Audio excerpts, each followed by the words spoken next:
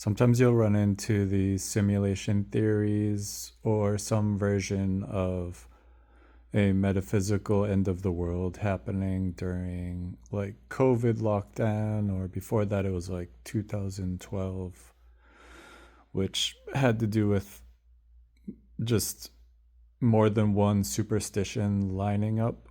So there was the Mayan calendar. One interpretation was that 2012 was where the circle would be resetting. So there was some kind of predictive aspect to the Mayan calendar in that theory.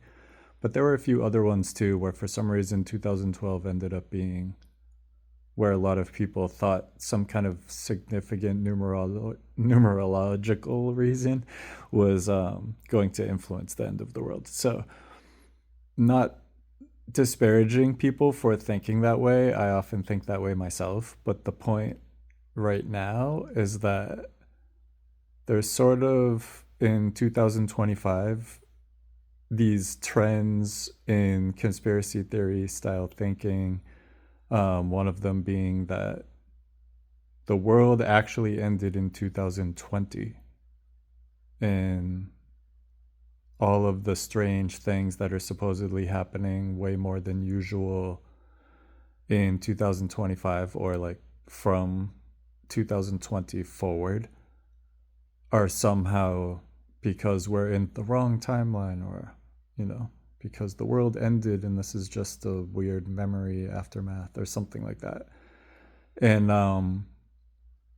but really, the world was always very strange. Like, I had that thought. That's why there's a 2012 end of the world theory and then a 2020 end of the world theory. Like, sometimes they'll be closer together, sometimes they're more spaced out, but there's always a new one. They'll be like, the signs and the stars point to this and this and this happening.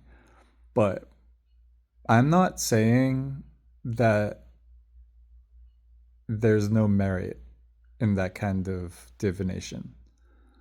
But another way to look at it is that you should always assume claims of the world ending are wrong. And then when the world doesn't end, you can smugly claim you were right all along. And if the world does end, well, there won't really be anything important to defend about carrying that position. Like, no one will know you were totally wrong. Like, if you're just like, that's ridiculous, the world's not going to end in 2012 or whatever, then when, let's say, the world totally ended then you wouldn't be watching this video. Like, there would be no one left to witness all of the things happening. So it doesn't matter that you were wrong about this total guess, like judgment call, basically like a probability error. And so with that said, in the sort of YouTube era, TikTok era, like new age community, people sometimes feel like that's spoiling the fun to say that there's no meaningful divination to be had in every coincidence or every sign that you think you see. But that's not the case.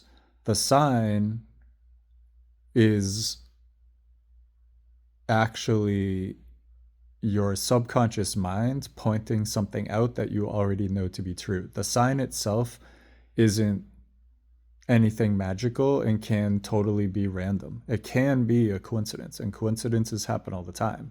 But if the coincidence strikes you as meaningful, it's not about whether or not you're right about that.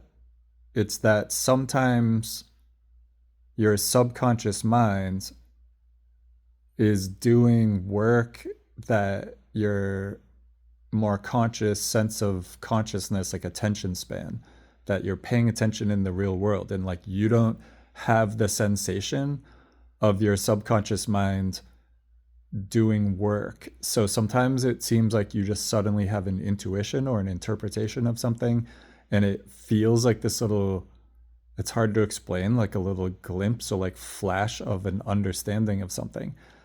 But if you dismiss it as illogical and you're like, well, I don't know if that's true for sure or whatever, then sometimes you miss out on being able to use that little sense of intuition.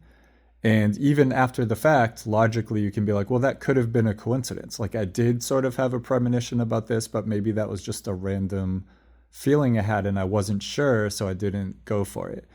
So, way before you can use these little flashes of intuition, you, as a modern human with some sort of understanding of basic logic, you are probably going to run into a really common struggle, which is like the intuition is happening in real time.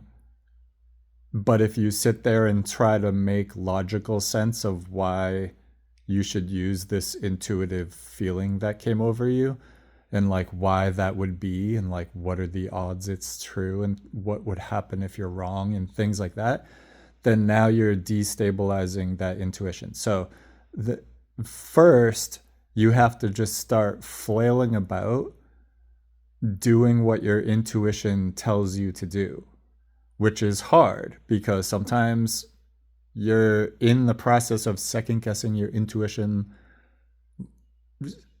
already before it even boils to the surface. So it's hard to even interpret your intuition. But then once you are confident that you're like, wow, this, like right when I was about to go and, you know, into this room, I had this feeling like I should pause for a second. And you decide to actually pause. So once you start to get those little habits, it doesn't matter if anything useful came out of it at first. It's that you're incorporating following your intuition into your behavior. And then what will happen is you will see a pattern. What does it feel like when your intuition told you to do something and you just acknowledged that your intuition told you to do something, but you didn't do it? You just made a note to yourself, like, okay, I had that little premonition right there. And if you just start acknowledging that, after a while, you'll see the pattern of what it feels like, not kind of piecing together some kind of collage on the timeline of all the different times you were right and wrong, not like quantifying it, but just feeling the feeling of what it's like to be right and wrong when you listen to your intuition. And after a while, that sort of meta feeling of like understanding what it feels like when your intuition was right. For instance, if you were about to rush out of the house, but in order to catch the bus, but if you had rushed as fast as you could right then, you would have missed the bus anyway and had to wait for the next bus. So what's the point of rushing? You might as well just casually walk, even though there might be some more conscious, rational part of your brain that's like, yeah, but I might increase the probability of catching the bus if I rush. But then you're just having this instinct to go, there's no point to rushing. Just enjoy walking at the slower pace. It's not going to make anything better or worse to rush, but it might just make you a little bit sweaty and not quite focused and feel a little bit humbled that you missed the bus anyway. So you might as well just move slow and careful. And so you have that intuition. And so following that intuition, you might not have any evidence of what would have happened if you had rushed to cut the bus. So you can't operate on a sense of verifying whether your intuition is correct or not. So what will happen over time is sometimes it will naturally be verified. It'll be like, not only did you not catch that bus, but it turns out that that bus got in an accident and everybody had to get off the bus and wait for a replacement bus to come from the city, or give up and travel some other way. And so you would have been very out of sorts and late for work if you didn't do that. So as you're going on the bus you caught, you see the other bus pulled over and you're like, well, I don't know if that's exactly the bus I would have caught. and the bus you're on doesn't even stop and help those people because then this bus would be late too, so they have to wait for another bus. So you're like caught up with all the information that you could logically piece together and verify. If you wanted to, you could be like, maybe I would have caught that bus, and you do some math about what time the bus actually picked up, and you're like, wow, it was in the ballpark, like that could have been me on that bus. So now you have a little bit more of information if you decided to think it through. So you don't always have to think it through, but if you wanted to, you could. And then you'll, lo and behold, you will realize that you're like, wow, I followed my intuition and it actually did serve me in some way. I just like might not have known if I didn't like research my own situation right now, which I don't always want to do. Like that's not the ideal, right? To have some sort of psychic power. You don't want to have to sit there and concentrate and rationalize. So what you're trying to do is realize earlier in the day what you felt like right before you made the decision not to rush and just wait and go at your own pace and just catch that second bus. And so what did that feel like? That's what you're trying to figure out. So you're trying to exist in a state of like your intuition moves you to do something, and based on the little feeling you have at the time, that thoughts you happen to be thinking when that little intuition boils to the surface, you were in a certain state of mind or frame of thinking. And that is what you're associating the intuition with. So you're actually operating on that state of thinking. You don't have to become this person where you're constantly monitoring what your subconscious mind is thinking and doing and interpreting. That's why it's subconscious. It's actually a healthy person has a lot of subconscious assumptions and suppositions and activity going on beneath the surface that's making those background decisions to morally and ideologically contextualize what you're doing at all times so that you can live in a reality that makes sense, but you have to actually have an experience of the now, and what you're trying to do is just live in that state. And so if your intuition is just one of the options that you can choose, and then there's also all of these other factors, you might understand how accurate your sense of intuition really is based on little nuanced differences in how it feels as it sort of bubbles to the surface. And when you're in an environment with a lot of illusion or distraction or noise that would make you possibly misinterpret your intuition, then you might rely more on logic or, common sense or the advice of an advisor or following a guide right then instead of following your intuition. So it's not like you need to become some sort of flighty person who's not paying full attention because they're just constantly soul searching and looking for a deeper sign. You don't have to think that way.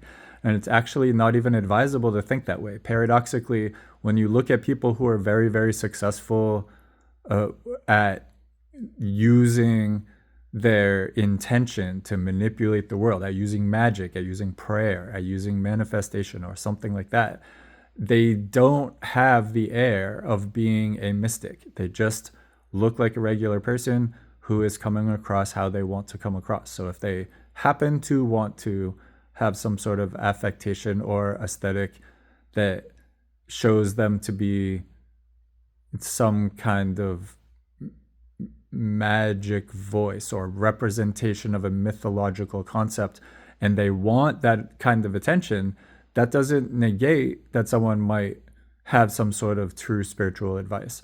But true spiritual advice doesn't necessarily come from a source that has a blinking sign pointing to it being something magical. So you're trying to first and foremost take everyday normal situations where your intuition and your sense of emotional resonance with the way your intuition makes you feel. If you can pay more attention to that, the rest of what you're worried about with spirituality will probably fall a lot more into place. But you have to start from a place of being able to interpret your intuition, not kind of rushing into all of the different possibilities of what you could do if your intuition was always correct, which is where people kind of start sometimes. Not that I'm necessarily speaking to people out there who see themselves as starting or beginning, but you have to return to that understanding so often that it sort of reminds me of one time I took this martial arts class where the black belts that went to that school had to take the beginner class so that when they paired us up into partners, a white belt could have a black belt as a training partner for that class because so many black belts were taking the beginner classes. So it's kind of like as you get better at doing this, you will still have to go back and revisit and put yourself back in the mentality of what it's like to be a beginner. So you know that as you become experienced, you're going to run into some kinds of problems where the experience has also made you dogmatic and prejudiced almost about the best methods and the practices that got you where you are, where sometimes you need to revisit the mentality of being open to being taught by other people. So it's not that we're talking like, let's go back to the beginning always, but it's get in the mentality of a beginner before you try to advance and learn any new technique or perspective. So what we're talking about today is divination and interpreting your own intuition, but this actually is just another skill to learn. And it's really about those two things in this case happen to be like one in the same. It's like every time you're getting this little flash of intuition telling you something, the same mentality that gets the most accurate interpretation of that intuition is the mentality of a good student, of a student who is completely open and avoiding having their ego take priority over the information you're being told. So that's the frame of mind you want to get into. So it's both useful for learning the skill of interpreting your intuition, and it is the method to interpreting your intuition. So it's actually something humans are very, very primed and kind of can casually pick this skill up. It's kind of like the way children learn language very easily because their mind is primed to learn a language, so that we're like evolved to learn the language of the community that we're born into. It's the same thing. It's like your mind is primed to do this sort of like language based thing of interpreting your own intuition, but it's like using the same, almost like the same part of your mind that would learn a new language. So and something else to point out is that's also how difficult it is. I mean, so there are some people where they really are at this point a beginner. They're not necessarily an expert, but like that's how difficult it is to become fluent and like constantly be able to trust your intuition. Like very few people can, because unlike learning a language, it doesn't involve another person. There's no home base or like way to verify. You just have to come up with your own kind of like colloquial center that you believe is the best interpretation, and then you start from there and you can branch out and do all of these other things. So it isn't the model that you start with that makes you better at using your intuition. It's the attitude with which you pursue the enterprise of trying to interpret your intuition. So it's like the pose you strike or the attitude you strike, like the aesthetic that you have while you do this. And it becomes its own reinforcing idea, which is a gift and a curse, and that's a topic for another time. So I'm going to leave it at that for now. For some people, that's not going to be in detail enough, I understand, but trust me, I will be back on this topic in no time.